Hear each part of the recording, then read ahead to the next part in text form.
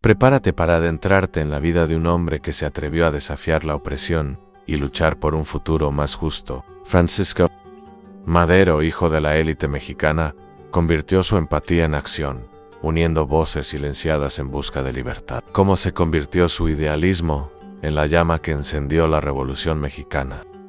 Venga a descubrir cómo este viaje de valentía y sacrificio dio forma no solo a un país, sino que trajo esperanza a millones. Francisco I. Madero nació el 30 de octubre de 1873 en una familia de terratenientes en la ciudad de Parras, Coahuila. Desde pequeño estuvo expuesto a ideales de justicia y libertad, gracias a las enseñanzas de sus padres, quienes valoraban la educación y el compromiso social. Su nombre, Francisco, significaba un vínculo con la justicia y la solidaridad, y Madero se mostró como un niño curioso, que cuestionaba la realidad que lo rodeaba. Desde sus primeros pasos su mirada fue profunda e inquisitiva, características que marcarían su futuro como líder. A los 10 años, Madero empezó a comprender la desigualdad que lo rodeaba y sintió que su deber era luchar para cambiarla. En su corazón se estaba plantando la semilla de un líder que latía por un México más justo e igualitario.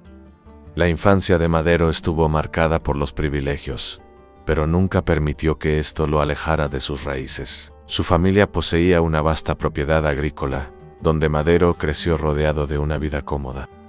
Sin embargo, incluso en abundancia, era consciente de las duras condiciones de vida de los pobres que trabajaban su tierra. Estas experiencias moldearon su carácter y su visión del mundo. En lugar de volverse indiferente, Madero desarrolló una profunda empatía por los menos privilegiados y un deseo casi imparable de cambiar la realidad del país. Participó frecuentemente en reuniones familiares donde se discutían temas sociales y políticos, absorbiendo ideas que luego serían fundamentales en su lucha política. La combinación de privilegio y sensibilidad social lo preparó para convertirse en una voz activa en la historia de México. Los primeros pasos de Madero en la política comenzaron en la Universidad de San Luis Potosí, donde estudió y comenzó a involucrarse con grupos de estudiantes que debatían sobre las injusticias que rodeaban al país. Destacó por su elocuencia y pasión al orar por un México mejor. A partir de 1905, Madero decidió postularse para diputado, pero su pensamiento innovador le hizo encontrar barreras impuestas por el régimen dictatorial de Porfirio Díaz. Sin embargo, con cada revés, se volvió más obstinado, convencido de que el cambio era posible. Madero comenzó a escribir su libro La sucesión presidencial en 1910 minutos, donde expuso sus ideas claras sobre la democracia y la libertad. Esta obra no solo lo consagró como intelectual, sino que también lo colocó como una figura clave entre los revolucionarios que querían liberar a México del yugo autoritario. Los ideales revolucionarios y espirituales de Madero comenzaron a tomar forma durante sus interacciones con líderes espirituales y otras figuras prominentes en México. Creía que la verdadera revolución no era solo física, sino también espiritual. Madero entendió que el cambio social y político estaba interconectado con la evolución del espíritu humano. Comenzó a abogar por una revolución que buscaba no solo un cambio de gobernantes, sino la transformación del propio pueblo mexica, llamando a que cada ciudadano tuviera un papel en la construcción de una nueva sociedad. Con ello, Madero buscó no solo apoyo político, sino una unión de propósitos entre las diferentes clases sociales y creencias religiosas. Su magnetismo personal y sinceridad atrajeron a muchos, ganando así seguidores que creyeron en su visión de un México libre y justo, dando forma a lo que se convertiría en la Revolución Mexicana. La dictadura de Porfirio Díaz fue un periodo opresivo que duró más de 3 décadas, marcado por la concentración del poder en manos de un solo hombre. Díaz, que había sido una figura destacada en la lucha de México por la independencia, se transformó en un líder autoritario. No dudó en silenciar las voces disidentes, utilizando la censura y la represión para controlar a la prensa y a los opositores. En este escenario, la élite prosperó, mientras que las clases bajas vivían en condiciones deplorables. Las reformas agrarias prometidas nunca se materializaron, lo que resultó en un país dividido entre ricos y pobres. Este estado de injusticia social fue el combustible que encendió la llama de la revolución. Con la manipulación electoral y el enriquecimiento de las élites, jóvenes como Francisco y Madero comenzaron a cuestionar no solo el régimen, sino lo que significaba la libertad en un país tan desigual. La lucha por la democracia y los derechos del pueblo se hizo cada vez más urgente, preparando el terreno para la insurrección que estaba por llegar. En el centro de la desigualdad social en México, la disparidad entre los diferentes estratos sociales era atroz, mientras que en algunos lugares las familias conservaban grandes propiedades y vivían en el lujo. En las zonas rurales, millones de campesinos luchaban por sobrevivir con recursos escasos. Las grandes fincas, conocidas como haciendas, estaban controladas por una minoría privilegiada que explotaba la mano de obra indígena y campesina. Madero, desde pequeño, pudo observar esta cruel realidad en su propia propiedad. Esta injusticia no solo alimentó su ira, sino que también moldeó su deseo de transformación. En los debates universitarios, a menudo hablaba de la necesidad de derribar estos muros de desigualdad, creyendo que un México verdaderamente democrático debería garantizar la igualdad de derechos para todos. El eco de sus argumentos fue resonante y el descontento general comenzó a extenderse, creando un ambiente propicio para la movilización popular. El sueño de un México donde todos tuvieran una voz y un lugar, poco a poco iba naciendo en la mente y el corazón de sus ciudadanos. El llamado a la revolución fue un momento crucial en la historia de México, y Francisco y Madero se convirtió en una voz resonante detrás de ese grito. Las reuniones clandestinas en casas de revolucionarios y trabajadores comenzaron a proliferar, y Madero utilizó su influencia para llamar a la acción. Sabía que no bastaba con cuestionar la dictadura de Díaz, era necesario despertar la conciencia colectiva del pueblo. Sus palabras de esperanza y valentía penetraron en los corazones de los mexicanos, que anhelaban la libertad. La Revolución Mexicana no fue solo una batalla militar, sino un viaje espiritual y moral.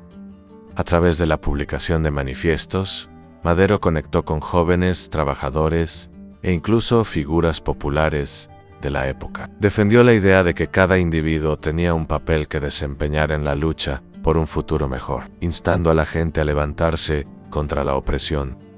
Así, Madero se convirtió no solo en un líder político, sino en un profeta del cambio, galvanizando a la población para la revolución venidera. Madero se preparó para la lucha con determinación y estrategia, entendiendo que la victoria sobre un régimen autoritario requería más que coraje, planificación necesaria. Se comprometió con otras mentes revolucionarias, intercambiando ideas sobre tácticas y estrategias que serían fundamentales para el movimiento. La formación de una coalición de diferentes grupos revolucionarios era una de sus prioridades, ya que creía que solo juntos podrían derrocar al gobierno opresivo. Madero, utilizando su talento como orador, organizó conferencias y publicó folletos difundiendo su mensaje de esperanza y solidaridad. La popularidad de sus ideas creció rápidamente y comenzó a soñar con un México donde reinaría la justicia. La noche antes de salir de su casa para unirse a los revolucionarios, reflexionó sobre sus ideales y la importancia de cada batalla. Con el corazón palpitante de ansiedad y esperanza, Madero estaba listo para convertirse en el hombre que muchos esperaban que fueran la luz en medio de la oscuridad de la opresión. El 5 de octubre de 1910, en una reunión clandestina en el estado de San Luis Potosí, Francisco y Madero, decidido a liderar la lucha contra el régimen de Porfirio Díaz, proclamó el famoso Plan San Luis. Con su voz firme y apasionada, denunció las injusticias cometidas por el gobierno y llamó al pueblo mexicano a levantarse contra la opresión. El plan no solo pedía el derrocamiento de Díaz, sino también la celebración de elecciones libres y justas, donde todos los ciudadanos pudieran tener la oportunidad de participar en la política del país. Madero enfatizó la importancia de la unión entre diferentes grupos sociales, como campesinos, trabajadores e intelectuales, para formar un ejército organizado en busca de la libertad. Sus palabras resonaron en todo el país, encendiendo una llama de esperanza y determinación en el alma de los mexicanos, que vieron en él la encarnación de su deseo de cambio. Con la proclamación del Plan de San Luis, Madero se convirtió no solo en un líder, sino en la voz que guiaría al pueblo hacia la tan esperada revolución. La movilización de las masas se produjo casi instantáneamente después de la publicación del Plan San Luis. El pueblo, que durante años había vivido bajo el peso de la opresión y la explotación, vio en Madero un símbolo de lucha y libertad. Semanas después, como una ola creciente, varios grupos comenzaron a organizarse. Campesinos de zonas rurales, trabajadores de fábricas e incluso abogados y profesores se unieron a la causa. Se celebraron reuniones en pequeños pueblos y grandes ciudades, donde la gente compartió sus esperanzas y ansiedades. Madero, siempre a la vanguardia, recorrió los territorios hablando y alzando ánimos. Su magnetismo personal, combinado con su poderosa retórica, atrajo a nuevos partidarios en todo momento. El sentimiento de rebelión se transformó rápidamente en una fuerza colectiva, y la voluntad de luchar creció día a día. El régimen de Díaz, que había parecido invulnerable, ahora se enfrentaba a un pueblo decidido a luchar por sus derechos. Así, la movilización de las masas no fue solo un acto de rebelión, sino la construcción de una identidad colectiva que buscaba un futuro en el que cada mexicano pudiera vivir con dignidad y respeto. Los primeros conflictos y victorias iniciales de la Revolución Mexicana marcaron un punto de no retorno en la lucha contra la opresión de Díaz.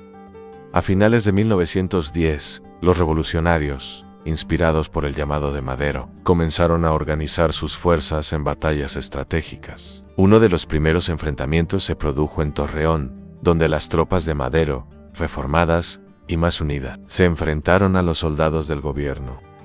La victoria sorprendió tanto a los revolucionarios como al régimen, demostrando que la voluntad del pueblo era poderosa. Los enfrentamientos posteriores demostraron la determinación y el coraje de los hombres y mujeres que luchaban por sus derechos. Cada victoria trajo consigo un sentimiento de esperanza renovada, demostrando que el cambio no era solo un sueño lejano. Con cada batalla ganada, más personas se unieron a la causa, y Madero se convirtió en un símbolo de resistencia aún más fuerte. Animó a su ejército con valentía, recordándoles que cada batalla no era solo una lucha contra los soldados de Díaz, sino una lucha por el alma de México. Esta serie de victorias tempranas no solo galvanizó el movimiento, sino que también comenzó a desestabilizar el régimen, revelando las fisuras en la estructura del poder autoritario. El impacto de Madero en la sociedad mexicana fue profundo y duradero. Con su liderazgo, los ideales de justicia social y democracia comenzaron a infiltrarse en la conciencia del pueblo. El mensaje de Madero no se limitó a la lucha contra Porfirio Díaz. Habló de la importancia de construir un país donde todos sean iguales, donde se respeten los derechos laborales y se escuche la voz de cada ciudadano. Las mujeres comenzaron a ganar visibilidad en los debates sobre derechos, y surgieron grupos de activistas, inspirados por el ejemplo de Madero. En los centros urbanos las ideas revolucionarias comenzaron a ser ampliamente discutidas, mientras que en las zonas rurales, los campesinos se organizaron para reclamar sus tierras. El tiempo de silencio y sumisión tocaba a su fin. Aquellos que antes se sentían invisibles, se convirtieron en protagonistas de sus propias narrativas. El legado de Madero creció cada día que pasaba, infundiendo fuerza y determinación en el pueblo mexicano, quien comenzó a creer que un futuro más justo era posible y que la revolución, de hecho, apenas comenzaba. Luego de meses de movilización y resistencia, llegó el momento decisivo para Francisco y Madero. La batalla ya no era solo en el campo, sino en las urnas. En 1911, el pueblo acudió a las elecciones con nuevas esperanzas. El candidato que alguna vez fue visto como un soñador, ahora contaba con el apoyo de miles de ciudadanos que querían un México democrático. La votación fue intensa, pero con la promesa de reforma e igualdad, Madero se ganó la confianza de los votantes y, al final de las votaciones, los resultados fueron claros. A Madero fue elegido con una mayoría significativa. Fue un momento histórico, donde el sueño de un gobierno popular comenzó a materializarse. Las calles se llenaron de celebraciones. Lo que alguna vez fue un grito por el cambio, ahora se celebró con fiestas y una esperanza palpable. El desafío fue grande, ya que la verdadera batalla apenas comenzaba. La victoria en las urnas tan deseada representaba la primera etapa de una revolución que seguía palpitando, no solo en la política, sino en el corazón de todo el pueblo mexicano. El 6 de noviembre de 1911, Francisco I. Madero asumió la presidencia de México en una ceremonia que simbolizó la victoria de un sueño colectivo. Su toma de posesión no solo representó un logro personal, sino el cumplimiento de las esperanzas de millones de personas que lucharon contra la opresión de Porfirio Díaz. Madero sabía que la responsabilidad recaía ahora sobre sus hombros. Necesitaba honrar la confianza que el pueblo había depositado en él. Desde el principio, su gobierno se destacó por su intento de implementar reformas que garantizaran la libertad de expresión y restauraran los derechos de los trabajadores. Sin embargo, las sombras de la resistencia aún oscurecían el brillo de su victoria. Madero enfrentó inestabilidad y descontento entre diferentes grupos que esperaban transformaciones inmediatas. De esto aprendió que gobernar en tiempos de revolución requería tacto y visión, y que la construcción de un nuevo México requería no solo fuerza, sino diálogo y conciliación entre los diferentes segmentos de la sociedad. La nueva administración de Madero estuvo plagada de desafíos. Mientras se esforzaba por implementar sus promesas de justicia e igualdad, sus oponentes, tanto en el ejército como entre los antiguos aliados de Díaz, hicieron todo lo posible para desacreditarlo. Las tan esperadas reformas agrarias avanzaban lentamente, generando frustración entre los campesinos, que esperaban una respuesta rápida a las injusticias que habían experimentado durante décadas. Además, Madero enfrentó la resistencia de los líderes revolucionarios que, después de la victoria, esperaban mayores avances y recompensas por sus contribuciones. La presión para satisfacer las demandas populares y establecer un orden político estable fue inmensa. Madero empezó a comprender que la política era una danza delicada entre ideales y realidades pragmáticas, donde cada paso debía calcularse con precisión. El nuevo presidente decidió reunirse con diferentes líderes políticos y sociales en busca de un consenso, aunque su iniciativa no siempre encontró oídos dispuestos. La esperanza de un México unido comenzó a debilitarse, exigiendo aún mayor coraje de Madero. Mientras Madero navegaba por los turbulentos mares de la política mexicana, se encontró rodeado tanto de aliados como de enemigos.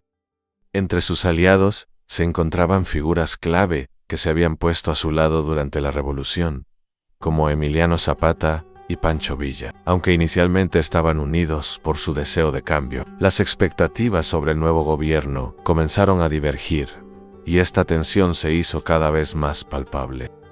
Mientras Zapata defendía los derechos de los campesinos y pedía reformas agrarias más sólidas, Villa buscaba un papel más activista en el gobierno y la lucha. Por otro lado, entre los enemigos estaban aquellos que todavía se aferraban a los métodos de gobierno de Díaz, buscando desestabilizar a Madero a cada paso.